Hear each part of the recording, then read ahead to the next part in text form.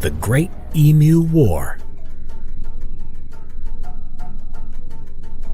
In Australia in 1932, a strange war would see a conflict between humans and emus.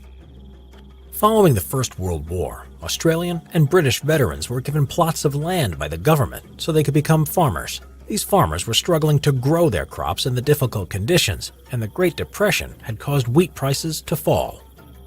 From 1922, emus, the indigenous soft-feathered birds that are flightless, were a protected species, but they had become classed as vermin when 20,000 of the birds ate crops across Western Australia.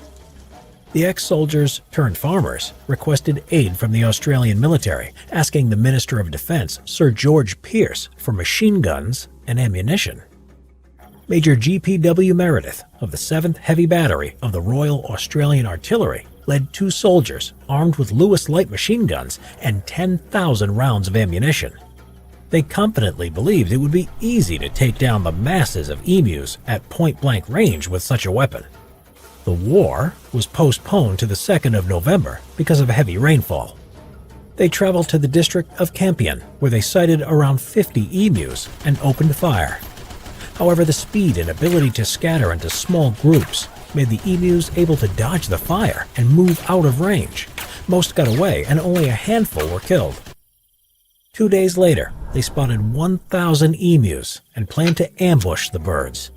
They again scattered and dodged the fire, even at close range, and only 10 emus were killed, and one of the Lewis guns jammed. One of the soldiers said, "The emus have proved that they are not so stupid as they are usually considered to be. Each mob has its leader, always an enormous black plume bird standing fully 6 feet high, who keeps watch while his fellows busy themselves with the wheat. At the first suspicious sign, he gives the signal, and dozens of heads stretch up out of the crop. A few birds will take fright, starting a headlong stampede for the scrub, the leader always remaining until his followers have reached safety." The next tactic was to mount one of the Lewis guns on a truck. This failed too because the ride was bumpy and the emus were too fast, making accuracy impossible. The idea came to an end when a lone emu got caught in the steering wheel. On November 8th, after the negative media coverage at the humorous failure to cull the emus and discussion in the Australian House of Representatives, the group withdrew. They had used up 2,500 rounds of ammunition and killed just 200 emus. A second attempt on the 12th of November was made after more emu attacks on crops.